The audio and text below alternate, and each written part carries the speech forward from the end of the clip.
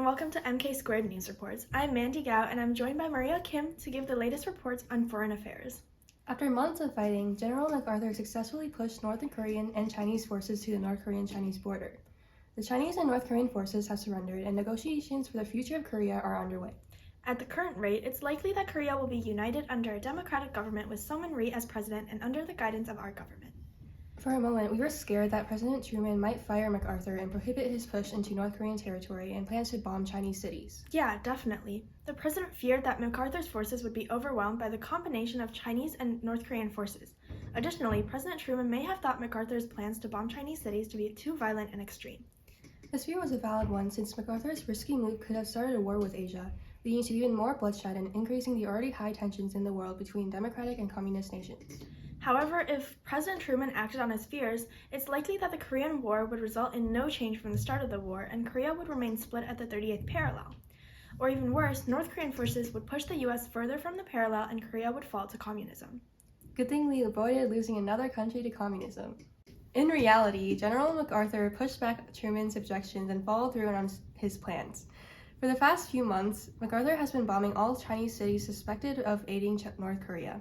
Despite the abnormal amount of casualties this offensive resulted in, it allowed MacArthur to effectively weaken Chinese forces, which decreased Chinese support of North Korea and allowed American-led international forces to occupy previous North Korean territory.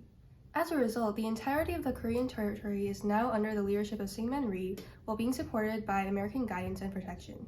More importantly, Korea has avoided falling to communism. Because of this, the Soviets are also hesitant to embark on any more communist endeavors.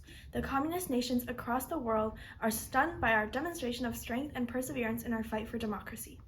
Now for some differing perspectives on the war, offered by some of our foreign correspondents. Because of our recent victory in Korea, many Americans, including myself, feel prouder to be Americans and have more trust in the government to effectively contain communism and promote democracy around the world. Us South Koreans are also overjoyed that the war has ended. Our standard of living has significantly decreased due to the destruction of the war, but we are thankful to the American and foreign forces for their help. However, some of us are starting to feel uncomfortable with the continued presence of American and international troops in Korea. We'd rather that they leave now that North Korea has been subdued. Like the South Koreans, us North Koreans have also suffered a drastic decrease in our standard of living due to the war, yet we continue to suffer as we are constantly scorned by South Koreans. Many of us still hold on to our old communist ideologies and support Kim Il-sung, our great leader, which creates lots of tension between us and South Koreans. We are extremely wary of the violent bombings of cities near the former Chinese-North Korean border. Former alliances between our country and the US have now deteriorated. Our government has also been considering strengthening relations with the USSR, as we have never feared democratic forces as much as we have now. Thank you to our correspondents. Now that we've heard various viewpoints on the situation, let's consider what might happen next.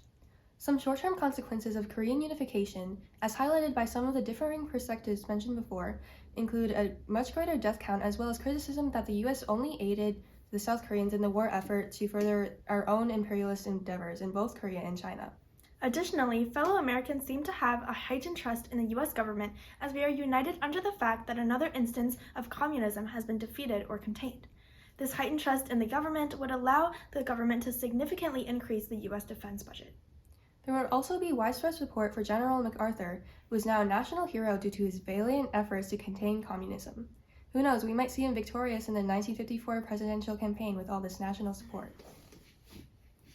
However, there would also be many long-term consequences to this conflict that we can predict right away, such as further misuse of international organizations like the United Nations. MacArthur's violent use of the UN's forces to further our containment policies sets a careless precedent for future situations. If a similar situation arises in the future, international forces may be used to inflict violence and destruction in foreign nations with little to no regulation. Another long-term consequence can include the United States' eventual victory against the USSR in the ongoing Cold War. Although it is early to tell, the Korean War could serve as a precedent for future victories in containing communism.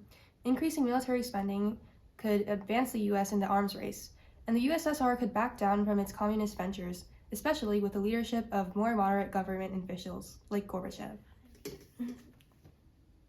Another topic we feel obliged to cover is the overall effects of this war on the future of the American public as well as the world in general. It's clear that the Korean War will have lasting effects that reach beyond the United States.